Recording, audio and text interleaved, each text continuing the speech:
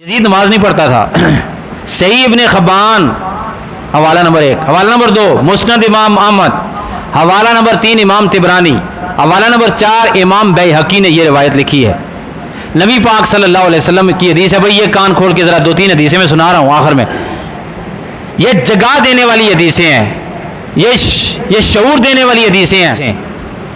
سنیں، آقا علیہ السلام فرماتے ہیں قیامت کے دن نماز 5 وقت باجماعت نماز پڑھنے والے کے لیے نور ہوگا، جو قیامت کی مشکلات میں اس کے لیے اس کو نجات دینے والا ہوگا۔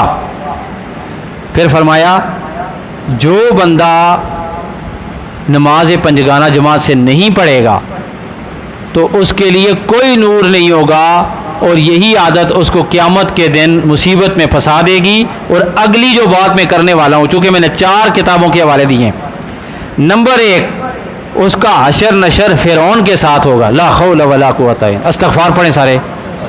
اور کیا اور بھی اسی بے نمازی جیسے سارے بچے جتنے بھی ہیں، کیا آپ لوگوں میں سے کوئی ہاتھ اٹھا کے ذرا بتائیں، آپ میں سے کوئی چاہتا ہے، بھائی یہ تو اس پہ ہاتھ نہیں اٹھانے آپ نے، آپ میں سے کوئی چاہتا ہے کہ آپ کا جو حشر نشر فرعون کے ساتھ ہو؟